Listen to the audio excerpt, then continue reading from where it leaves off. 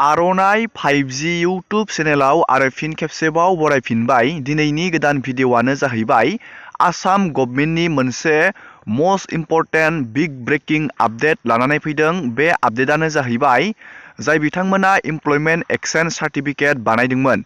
आसाम गभर्नमेन्टआ दा आरो बे इमप्लयमेन्ट एक्सचेन्जखौ आरो नोंथांमोना बे इमप्लयमेन्ट एक्सचेन्जखौ बानायफिननो आसाम गभर्नमेन्टआ बिथोन होदो। मस्ट इम्परटेन्ट आपडेट नोंथांमोना दा बेखौ बानायनो नांगोन इमप्लयमेन्ट एक्सचेन्ज सार्टिफिकेटखौ आरोबाव गोदानै। नोंथांमोना बे सार्टिफिकेटखौ जुदि गोदानै बानायोब्ला नोंथाङा डाइरेक्ट नोंथांनि मबाइल फनावनो जा बा इमेलावनो जा नोंथाङा डाइरेक्ट माबाफोर जब ओंखारोब्ला नोंथांनि रोंगौथिनि हिसाबै नोंथाङा नैबे इमेल आरो मबाइल फननि मददैनो नोंथाङा गोबां साख्रिनि खौरां बा गुबुन गुबुन खामानिनि आपडेटखौ नोंथाङा मिथिनानै लानो हागोन। जुदि नोंथाङा बे इमप्लयमेन्ट एक्सचेन्जखौ बानायफिनोब्ला नोंथांनो गभर्नमेन्टआ मास 2 सम होनाय जादों। बे आपडेटखौ सोर बुंदों जोङो गिबियावनो नायग्रोना लादोनि आरो बेनि उनाव जोङो नायगोन नोंथाङा इमप्लयमेन्ट एक्सचेन्जखौ बोरै मबाइल फननि मददावनो बानायना लानो हायो। जोङो बेनि A to Z डिटेल्सखौ नायगोन।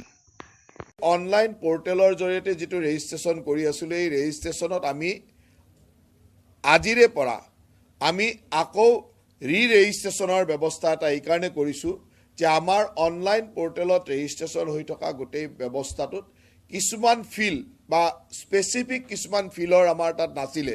যেনেকৈ আমাৰ তাত ইঞ্জিনিয়াৰিং গ্ৰেজুৱেট কিমান আছে, কিন্তু কিমানজন কেমিকেল ইঞ্জিনিয়াৰ, কিমানজন মেকানিকেল ইঞ্জিনিয়াৰ, একেবাৰে স্পেসিফিক। আৰু আজিকালি বহুত নতুন নতুন ফিল্ড ওলাই গ'ল যি ফিল্ডবিলাকৰ ডাটাটো আমাৰ অত্যন্ত প্ৰয়োজন। আজিৰে পৰা এই অনলাইন পোৰ্টেলটো লাইভ কৰি দিছোঁ।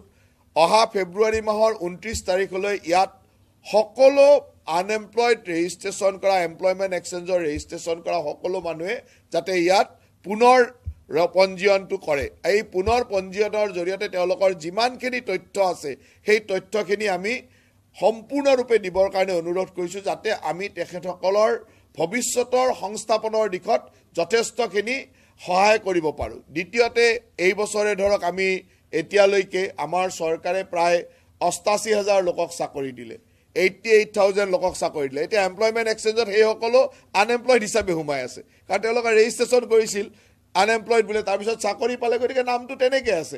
তেখেতসকলে এতিয়া এমপ্লয়ড বুলি তেওঁলোকে ৰেজিষ্ট্ৰেচনৰ সময়ত কৈ দিব যে তেওঁ এমপ্লয়ড হ'ল।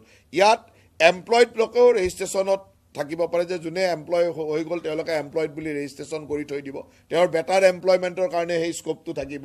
এই গোটেই ৰেজিষ্ট্ৰেচন ছিষ্টেমটো আমি কিছু ট্ৰেন্সপাৰেণ্ট কৰিব খুজিছোঁ। সকলো তথ্য যাতে আমি ৰেজিষ্ট্ৰেচন কৰা প্ৰতিজন মানুহৰ তথ্য আমি সম্পূৰ্ণৰূপে পাওঁ, একেবাৰে তেওঁৰ পুংখানুপুংখ তথ্য পাওঁ।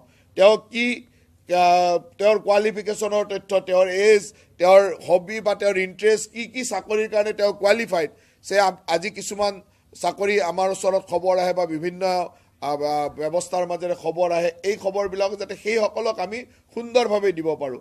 আজিকালি মেছেজৰ জৰিয়তে দিব পাৰি, মেইলৰ জৰিয়তে দিব পাৰি। এই ধৰণৰ তথ্যবিলাক ল'বৰ কাৰণে আমি ৰেজিষ্ট্ৰেচন ব্যৱস্থাটো আমি খোলা ৰাখিছোঁ। ইয়াত আমাৰ সেৱা সেতু পৰ্টেললৈকে গৈ, সেৱা সেতু assam.gov.in গৈ এই সেৱা সেতু পৰ্টেলত আমাৰ যিটো employment.assam@gov.in এমপ্লয়মেণ্ট এক্সচেঞ্জৰ যিটো পৰ্টেল আছে তালৈকে গৈ ইয়াত ৰেজিষ্ট্ৰেচন কৰিব পাৰিব।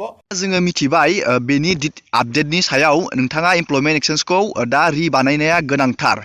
दानिया नोंथाङा बे इमप्लयमेन्ट एक्सचेन्जखौ बोरै बानायनो, जोङो नैबे इमप्लयमेन्ट एक्सचेन्ज सार्टिफिकेटखौ जोङो मबाइल फननि मददावनो बानायनो हायो। नोंथाङा दखानाव थांनानै फैसा गारनो जेबो बेयाव खोथा गैया, नोंथाङा मबाइल फननि मददावनो A to Z बानायनो हायो। गिबियावनो नोंथाङा जोङो बेनि प्रसेसखौ नायग्रोदिनि। गिबियावनो नोंथाङा बे इमप्लयमेन्ट सार्टिफिकेटखौ बानायनो थाखाय नोंथाङा सेवा सेतु बेबायदि मोनसे गुगोलाव सार्च खालामनांगोन। लोगोसे आङो बिनि लिंकखौ भिडिअनि डिसक्रिपसनाव होना दोनगोन। नोंथाङा नैबेयाव थुबानो जाबाय सेवा सेतु गभर्नमेन्ट अफ आसाम, नोंथाङा बेयाव थुनानै होबानो जाबाय। जोङो दानिया बेयाव थुबाय। दानिया नोंथाङा नैबे सार्चआव नोंथाङा क्लिक खालामनांगोन। क्लिक खालामनानै नोंथाङा बेयाव इमप्लयमेन्ट एक्सचेन्ज नोंथाङा बेयाव सार्च खालामना होबानो जाबाय। आङो बिनि इमप्लयमेन्ट एक्सचेन्ज सार्टिफिकेट बानायनाय मोनसे फुल भिडिअ बानायदों। आङो बे लिंकखौ भिडिअनि डिसक्रिपसनाव होना दोनगोन। नोंथाङा बे लिंकआव थुनानै नायोब्लाथाय नोंथाङा A to Z प्रसेसआव इमप्लयमेन्ट एक्सचेन्जखौ बोरै सार्टिफिकेटखौ बानायो नोंथाङा बेनि A to Z प्रसेसखौ नायनानै लानो हागोन नोंथाङा बे भिडिअखौ नायनानै। नोंथाङा बेबायदिनो नायबानो जाबाय आरो इमप्लयमेन्ट एक्सचेन्जखौ नोंथाङा थाबैनो बानायना लाबानो जाबाय जाहाथे नोंथाङा लाब मोननो हायो बे इमप्लयमेन्ट एक्सचेन्ज गोदान बानायनायनिफ्राय। दिनैनि भिडिअखौ बेखिनियावनो फोजोबबाय। नोंथांमोना भिडिअखौ मोजां मोनोबा लाइक खालामबानो जाबाय आरो बेबायदिनो गोदान गोदान आपडेट डिटेल स्किम डिजिटेल खौरां मिथिनो थाखाय चेनेलाव गोदानबा चेनेलखौ साबस्क्राइब खालामबानो जाबाय।